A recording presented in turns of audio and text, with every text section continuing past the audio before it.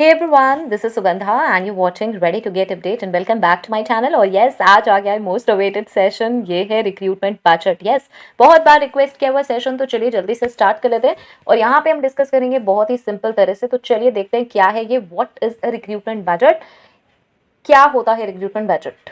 तो क्या होता है ये, बहुत ही सिंपल सी चीज, estimation of all cost related with recruitment. Recruitment से रिलेटेड जितनी भी कॉस्ट है ना, उनका एक एस्टिमेशन होता है। वैसे तो अगर बात करें बजट की, तो बजट में हमेशा इनफ्लो और आउटफ्लो दोनों को कंसिडर किया जाता है। कोई भी बजट बनाया जाता है तो उसमें इनफ्लो एंड आउटफ्लो को कंसिडर किया जाता है। लेकिन यहाँ पर क्योंकि हम रिक्रूटमेंट बजट की बात कर रहे हैं, रिक्रूटमेंट मतलब जो हम हायरिंग करते हैं, जो हम हायरिंग करते हैं अपने एम्प्लॉयज़ की, उससे रिलेटेड कॉस्ट, तो वो पूरी प्लानिंग की कॉस्ट और टिल एंड तक जो हम उसकी हायरिंग करते हैं कैंडिडेट की, वहां तक की कॉस्ट पूरी रिक्रूटमेंट बजट में आती है। ठीक है। अब यहाँ पे क्या है, जहां मैंने बात करी बजट में इनफ्लो एंड आउटफ्लो दोनों यूज किए जाते हैं। हमेशा एक बजट में इनफ्लो एंड आउटफ्लो दोनों होते हैं, उसी को मिलाकर एक नॉर्मल बजट बनता है। लेकिन यहाँ पर हम इनफ्लो की बात इसलिए नहीं करेंगे, आउटफ्लो की ही करेंगे, क्योंकि इनफ्लो यहाँ पर कुछ वेरी कर सकता है। मतलब हम ये एस्टिमेशन कंपनी के अकॉर्डिंग, कंपनी ईच कंपनी के अकॉर्डिंग लगा सकते हैं, अपनी इंडिविजुअल कंपनी के अकॉर्डिंग, कि भाई इनफ्लो किस तरीके से हम देखेंगे। मतलब अगर हमने कोई हायरिंग करी, जैसे कि हमारी मार्केटिंग टीम है, हमने एक मार्केटिंग टीम हायर करी, तो मार्केटिंग टीम हमें कितना रेवेन्यू जनरेट करके देगी। ओके, इस तरीके से बहुत बार बजटिंग की जाती है कि मेरी कॉस्ट इतनी रही और उसने मुझे रेवेन्यू कितना दिया। ओके, लेकिन यहाँ पे जो है हम वो सभी डिपार्टमेंट्स के बारे में बात करते हैं बजट के बारे में, इसीलिए मैं यहाँ पर रेवेन्यू मतलब इनफ्लो को इसमें कंसिडर नहीं कर रही हूँ। ठीक है। आप सिंपल ये कर सकते हैं, अगर आपके यहाँ कंपनी में ऐसा होता है कि आप ये एलोकेट कर सकते हैं कि भाई ये जो हायरिंग हुई है इसके अगेंस्ट हमें रेवेन्यू कितना मिल रहा है, तो बस उस रेवेन्यू का कैलकुलेशन कर दीजिए और ये हो गई आपकी आउटफ्लो, जो आपका कॉस्ट होगा, और बस माइनस करके आपको मिल जाएगा। ठीक है, ये है सिर्फ इतना सिंपल सा। अदरवाइज भाई रिक्रूटमेंट बजट में जो रिक्रूटमेंट कॉस्ट है उसके बारे में बात करते हैं, तो वो होगी क्या क्या हो सकती है, जैसे कि initial planning cost, sourcing cost, advertising cost, staffing agency cost और इंटरव्यू कॉस्ट, वीजीवी कॉस्ट। अभी इनके बारे में ना डिटेल में बात करते हैं। चलिए नेक्स्ट आता है how to create a recruitment budget, कैसे बनाया जाता है। तो इसके कुछ पॉइंट्स हैं, उनको जरूर देख लेते हैं। की पॉइंट्स जो कि ज्यादातर हमें ध्यान रखने, वो है analyse man power requirement each year. एक तो ना जो मैन पावर की रिक्वायरमेंट है, जो आपको चाहिए मैन पावर, उसकी जो रिक्वायरमेंट है वो ईच ईयर देखिए। हो सकता है लास्ट ईयर आपने 30 हायरिंग्स करी हो या फिर 100 हायरिंग्स करी हो, और इस साल आपकी हायरिंग्स में कुछ डिफरेंस हो, लाइक इस बार 50 हो और या फिर 200 हो, मतलब ठीक है। तो इसलिए मैन पावर की जो रिक्वायरमेंट है वो आपको हर बार देखनी पड़ेगी, ये डिफरेंट हो सकती है। उसके बाद increase each cost by 10 to 20% for next year.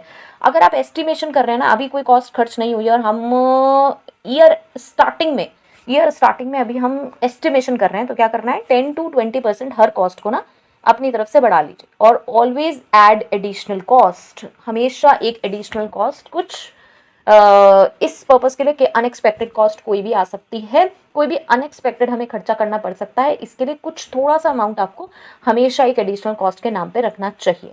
ठीक है, मतलब ये एडिशनल कॉस्ट के नाम पर ही रखिए, फिर जब कोई ऐसा खर्चा आ जाएगा जिसको हमने अपने खर्चों में नहीं लिया है, तो उसको हम इसमें एडजस्ट कर देंगे, फाइन, मतलब उसके नाम पे डाल देंगे। ठीक है, तो ये एडिशनल कॉस्ट हुए, कंपनी टू कंपनी कुछ भी हो सकती है, कंपनी टू कंपनी डिफर कर सकती है। चलिए नेक्स्ट चलते हैं। Yes, how to calculate cost per hire. Cost per hire कैसे कैलकुलेट करते हैं, इसका एक सिंपल सा फॉर्मूला है, यह है internal cost plus external cost divide by total number of hires, कितने हायर करते हैं, और internal cost plus external cost, तो हमारी आ जाएगी कॉस्ट पर हायर, मतलब एक हायरिंग को करने के लिए हमारी कितनी कॉस्ट लगी। ठीक है, तो उसमें हम इंटरनल कॉस्ट इंक्लूड करेंगे, एक्सटर्नल करेंगे और डिवाइड कर देंगे टोटल नंबर ऑफ हायर्स से। ठीक है, बहुत ही सिंपल सा। इसके बाद आते हैं भाई कॉस्ट कौन कौन सी है, बार बार बात हो रही है, तो अभी हमने फॉर्मूले में भी देखी, इंटरनल कॉस्ट और एक्सटर्नल कॉस्ट है। एक्चुअल में बस इंटरनल कॉस्ट और एक्सटर्नल कॉस्ट का ही झमेला है, इसको समझ लेते हैं। तो चलिए इंटरनल कॉस्ट क्या होती है। इंटरनल कॉस्ट है हमारी स्टाफ कॉस्ट। कौन सी स्टाफ कॉस्ट, मतलब कि जो salary, commission, incentives, employ reference, कोई प्रोग्राम चलाया हुआ उसका हम कमीशन दे रहे हैं, बोनस दे रहे हैं, किस पर्पस के लिए, इसी पर्पस के लिए, हायरिंग के पर्पस के लिए हमने कोई स्पेशली सैलरी दे रहे हैं, कमीशन दे रहे हैं, इंसेंटिव्स दे रहे हैं, एंड एम्प्लॉय रेफरेंस प्रोग्राम चलाया है उसमें कोई कमीशन दे रहे हैं, कोई बोनस दे रहे हैं, स्पेसिफिकली इस हायरिंग के पर्पस के लिए। यहाँ पर आपके रिक्रूटर्स हैं, अगर एक डिपार्टमेंट है, रिक्रूटर्स की सैलरी कंप्लीटली वो रिक्रूटमेंट पे काम कर रहे हैं, तो यहाँ पर आ सकती है आपकी। ठीक है, नेक्स्ट इज आएगी। उसके बाद आता है हमारा एडमिनिस्ट्रेटिव कॉस्ट, कौन कौन सी, रेंट, क्यूजीन मतलब food expenses, hotel expenses, office stationery, इस तरीके के एक्सपेंसेस हो सकते हैं भाई। स्टेशनरी तो आएगी जाएगी, बहुत सारी चीज़ें परचेज होंगी, फॉर्म्स होंगे publish and different type of handbooks बनेंगी, ये सारी चीज़ें इसमें आ जाएंगी।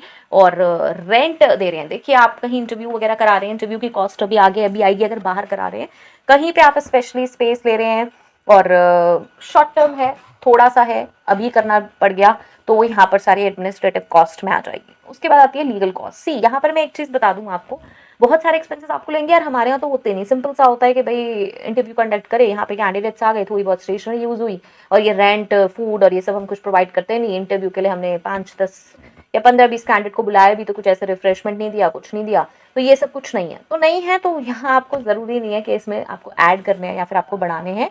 ये ज़्यादा से ज़्यादा चीज़ें मैंने इसमें ऐड की, और इसके अलावा भी कुछ चीज़ें हो सकती हैं जो कंपनी टू कंपनी स्पेसिफिक हो सकती हैं, राइट। तो आप उसको अपने अकॉर्डिंग देख लेंगे। यहाँ पे किस तरीके की कॉस्ट किस में आती है, इस पे हम डिस्कस कर रहे हैं, ठीक है। उसके बाद आती है लीगल कॉस्ट। ये ऑब्वियसली इंटरनल कॉस्ट है, एग्रीमेंट्स कॉन्ट्रैक्ट्स कुछ बन रहे हैं, लीगल डॉक्यूमेंट्स हैं, कोई कंप्लायंस डॉक्यूमेंट्स हैं, कोई लाइसेंस कॉस्ट वगैरह है, कोई इंटरनल है, मतलब बेसिकली ये कुछ इंटरनल ही पेपर्स हैं और कुछ डॉक्यूमेंट्स बन रहे हैं, बाहर से कुछ खास लिंक नहीं है। ऑब्वियसली ये जो एग्रीमेंट्स एंड कॉन्ट्रैक्ट्स हैं ये हो सकते हैं एजेंसीज के बीच में है, कंसल्टेंसीज के बीच में है, या फिर कैंडिडेट और आपके बीच में, मतलब एम्प्लॉय के बीच में है, जो कि कॉन्ट्रैक्ट्स एंड एग्रीमेंट्स साइन होते हैं, तो उस तरीके की चीज़ें सब इसमें आ जाएंगी। नेक्स्ट आता है हमारा एक्सटर्नल कॉस्ट। एक्सटर्नल कॉस्ट में sourcing cost, yes sourcing cost important है। इसमें जॉब पोर्टल की मेंबरशिप ली हुई है, आपको पता होगा जॉब पोर्टल की, बहुत सारी जॉब पोर्टल की जो मेंबरशिप होती है वो थोड़ी कॉस्टली भी होती है, तो वो यहाँ पे आ जाएगी। नेक्स्ट इज न्यूज़पेपर एडवर्टाइजमेंट, ये भी बहुत बार कॉस्टली हो जाता है, कई बार हमें छोटा देना पड़ता है न्यूज़पेपर एडवर्टाइजमेंट, कई बार बड़ा भी हो जाता है, छोटा हो चाहे बड़ा हो कितना भी हो, ये इसी में आ जाएगा। Next is applicant tracking system, कोई स्पेशली हमने यहाँ पे इनेबल किया है, उसकी भी कोई फीस जाती है, क्लाउड बेस्ड है या जैसा भी वो हो जाएगी। कंसल्टेंट फीस है, ऑब्वियसली ये भी कंसल्टेंट वही है एम्प्लॉयमेंट एक्सचेंज वाले, कुछ कंसल्टेंट हमने हायर किए हुए हैं, फ्रीलांसर्स हमने हायर किए हुए हैं, ये सब एक्सटर्नल कॉस्ट में आ जाएंगे for recruitment purpose. Next is pre screening में क्या आएगा, प्री टेस्ट है, स्किल टेस्ट है, असेसमेंट टेस्ट है एंड कॉमन लगा हुआ है तो ये कुछ एक्सेट्रा है। चलिए कोई हम टेस्ट कराते हैं वहाँ पर, तो कोई प्री टेस्ट हैं, कोई स्किल टेस्ट हैं, कोई असेसमेंट टेस्ट हैं, वो प्रिंट होने हैं और वो जाने हैं, वहीं पे हो सकता है आपके जब कैंडिडेट्स आएँ तो वहाँ पे भी कराने हो सकते हैं, तो उसकी वो सारी टेस्ट की कॉस्ट, पेजेस की एंड जो भी स्टेशनरी यूज़ होती है, और स्क्रीनिंग में बहुत सारी चीज़ें यूज़ होती हैं जो इन टेस्ट में यूज़ होती हैं, वो सारी चीज़ें यहाँ जाएंगी। स्पेसिफिकली यहाँ पर मैं कुछ नहीं कह रही हूँ, क्योंकि ये हो सकता है small to large level, different चीज़ें यहाँ पे यूज़ हो सकती हैं। ये एक कैटेगराइजेशन ही है बस कि हमें किस चीज़ को किस में इंक्लूड करना है, ठीक है। Next is interviewing. Now interviewing में आ जाएगा हमारा क्या, ट्रैवलिंग एक्सपेंसेस, इंटरव्यू पैनल की फीस हो सकती है, लाइक आपने टीम ऑफ एक्सपर्ट्स मंगा लिए और बुलवा लिए, मतलब बहुत बार ऐसा होता है कि हम जिस टाइप के इंटरव्यू करने वाले होते हैं वहाँ की जो टीम होती है वो अवेलेबल नहीं होती, मतलब उस डिपार्टमेंट के लोग अवेलेबल नहीं होते, या फिर हम ये चाहते हैं कि मतलब हम जब हायर कर रहे हैं इस डिपार्टमेंट के लिए ना, तो कुछ एक्सपर्ट्स करें, स्पेशली सीनियर प्रोफेशनल्स हैं अगर, तो सीनियर प्रोफेशनल्स के हम कई बार इंटरव्यू चाहते हैं कि कोई सीनियर कहीं और का पर्सन ले, तो वहाँ पे टीम ऑफ एक्सपर्ट बुलाते हैं, तो कई बार उनके कुछ चार्जेस होते हैं, फीस होती है, या हम खुद अपनी तरफ से भी देना चाहते हैं उन्हें कि वो आए हैं, ठीक है, एज अ थैंकिंग नोट, तो यहाँ पे वो कॉस्ट हो सकती है। होटल कॉस्ट हो सकती है, इंटरव्यू आपने कहीं अच्छी जगह कराए हैं, इंटरव्यू पैनल है वो यहाँ नहीं आ सकता है, आप कहीं और करवाना चाहते हैं, अच्छे इंटरव्यूज़ हैं, मतलब कुछ इंटरव्यूज़ हैं या फिर बहुत सारी भी हैं, तो आपने कहीं अलग से स्पेस ली है और सीनियर प्रोफाइल्स हैं, तो आप ये चाह रहे हैं कि भाई अलग से ही हो जाए उनके इंटरव्यूज़, तो वहाँ पे होटल एंड ऑल की कॉस्ट हो सकती है, ठीक है।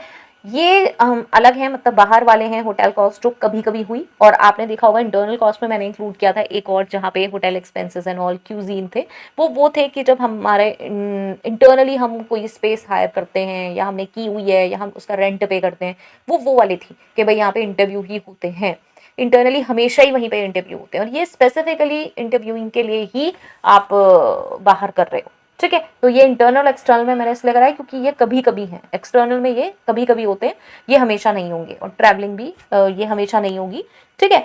नेक्स्ट इज बीजीवी क्या है, बैकग्राउंड वेरिफिकेशन, जैसे हमें पता है इस पर बहुत सारे सेशन भी बने हुए हैं, तो आप वहाँ से भी चेक कर सकते हैं।